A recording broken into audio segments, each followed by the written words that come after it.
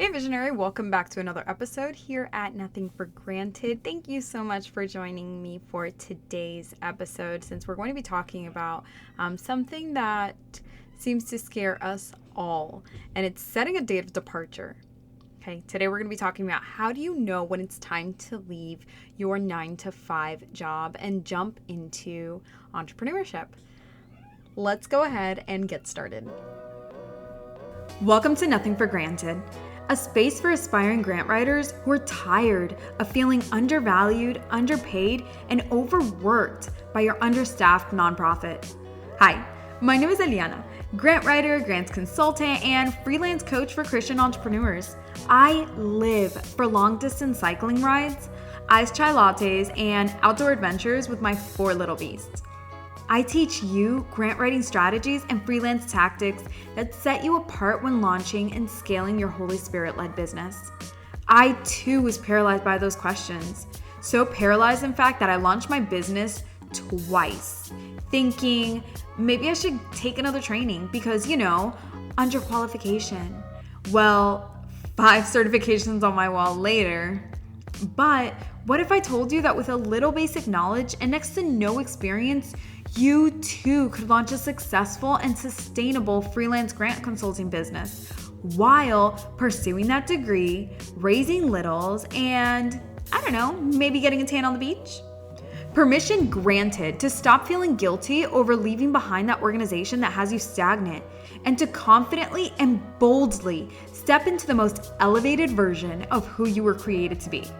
You're here for encouragement, accountability, and a slight tough love kick in the butt. No goals, just standards. Lace up your combat boots, tighten up that ponytail. Girl, it's time to get to work.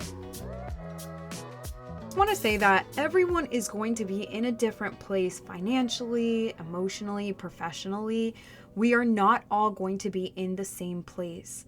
But these are some of the indicators that made me realize it was time for me to do my own thing, regardless of what job I was working, regardless of the entrepreneurial venture that I was jumping into. These are some indicators that really didn't change across the board for me and made me realize, okay, I cannot work for this organization anymore. So let's go ahead and get into it. The first one is doors just kept opening. And quite often there were doors that I didn't even ask for. I wouldn't have even known to ask for them. So God will put people in your path, opportunities on the table, invitations into rooms that you ask yourself, what? Where did this come from? How am I even qualified to be here right now? How did you hear about me? Where did you find me? And these are God moments where He just puts these situations, these people, these opportunities to cross paths with you as an indicator, as a red light of, hey, this is where I'm taking you. And you'll start to see these pop up quite often. In my case, I just started getting requests from freelancers on social media, in my email inbox, that were just saying, hey, how are you doing this? How are you growing a contract grant writing business? Can you teach me? And can we do this as Christians without losing my integrity, without losing my faith, and doing it in a way that was courageous and authentic to who I am? And so those were key indicators that later I would learn that was the shift that God was pulling me to make. So you'll see those opportunities pop up where you're just like, I didn't even apply for this. I didn't even, we didn't meet through a friend. It was just random, quote unquote. It was just a quote unquote coincidence. But we as believers know there is no such thing as a coincidence in God. So that's going to be the first one. The second one for me was I started realizing that the opportunities for growth at the organizations and corporations I was working at, they didn't excite me. I didn't want to work in leadership. I didn't want to be a manager. I didn't want to work solo on projects that really were of no interest to me. I didn't see them going anywhere. I knew that the more that you grew with an organization, the higher the responsibility, the longer the hours, and I just didn't I wasn't interested in that. And so I started questioning, okay, well, if these opportunities for growth don't excite me, what does? Well, in my case, it was being the master of my own time. It was the flexibility to be able to enjoy swim meets with my kids, for example, or take impromptu trips out of town like we did this past weekend, and be okay with knowing that I can take my laptop and work, or I can pick up a few hours during my week and make up for the time. It didn't matter. That choice was up to me to make. So that was number 2 for me, was just realizing that the growth opportunities within the organization were just not opportunities that lit me up and really made me want to work harder for them. So number 3, it's I closed my eyes. This is an exercise that I would do with my husband before we opened our barbershop. And it was, when you close your eyes, can you envision your business? When you close your eyes and you think of yourself 5 years down the line, 3 years down the line, how do you visualize yourself? Do you visualize yourself in your home office next to your faux fig tree? Because girl, you know that you can't keep a real tree alive. Come on now. Your toes are on your sheepskin white carpet. And when you look around, you see photos of you and your husband at Myrtle Beach the summer before. And you see another one there of you guys in the Colorado mountains just a few months prior. And when you think of that scene, it gives you peace. It gives you hope, but it also gives you a little bit of nostalgia. And it's weird because you're nostalgic for a moment that hasn't even come to pass, but you miss it so much. You long for it so much. And in those moments when you're closing your eyes and you're envisioning this entire scenery before you, you know in your heart of hearts, that's where you want to be. That's where you belong. And that the only thing that's missing to make that a reality is that you have to make a decision. So at this point, what do? Well, we create a plan, right? So now we know what our indicators are. What do we do about it? We know that we're ready to jump into entrepreneurship. What do?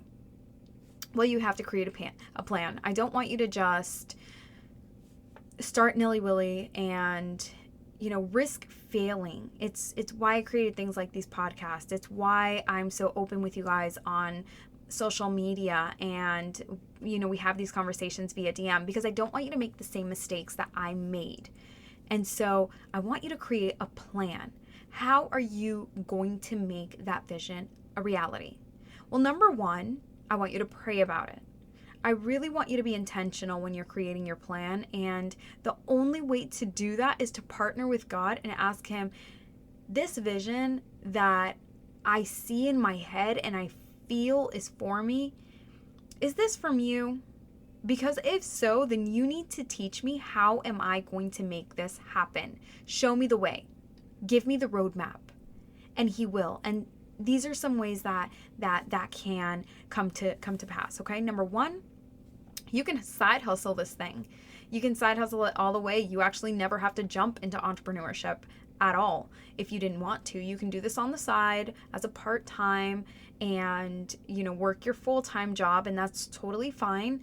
And you would just do this when you're not at work, of course.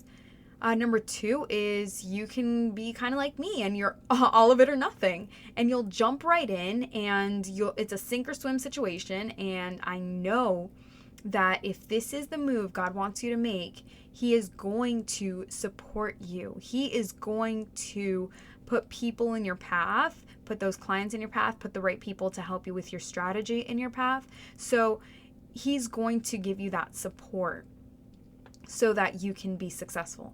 Now, you guys have heard my prior episodes. I don't believe in get rich fast schemes. I believe in hard work. I believe that work ethic trumps talent every single time. And so when you are all of it or nothing, if that's the route that you feel led to pursue, then I just want to remind you, that means that you're going to be working long hours, but you're going to be working long hours unlike when you're working for the organization, right? You're working for yourself. You're working for your future. You're working for that vision that you have to hold on to, okay?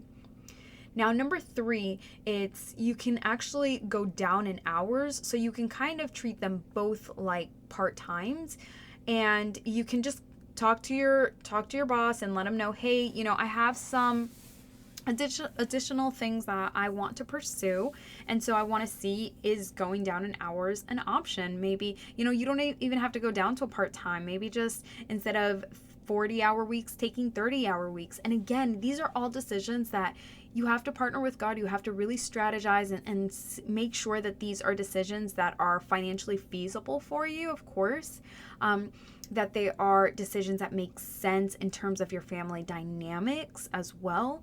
I have found that working from home, being the master of my own schedule, it works for us. I'm a mom of 4, I homeschool, I'm a full-time college student. I cannot work a 9 to 5. It's not going to work for me. So I have to make this business work because this is where all my chips are. So now you've created a plan. You know what the indicators are. You've created a plan. Now it's time to set a departure date. Yes, this is when you commit, because when you put pen to paper, there's something that happens psychologically, and so it just adds to that commitment internally, and it gives you a sense of accountability. So you're going to go ahead and you're going to write in your calendar, on your phone, on your computer, wherever it is, you are going to write down a date where you are going to give your 2 weeks notice. Okay? I don't want you to give your 2 weeks notice before having a plan, before really knowing and mapping out exactly how it is you're going to make this transition. So once you know all of the previous work that we talked about, then you can go ahead and select a date of departure, a date to provide them with your 2 weeks notice. Okay, now when should this be? What date? How long?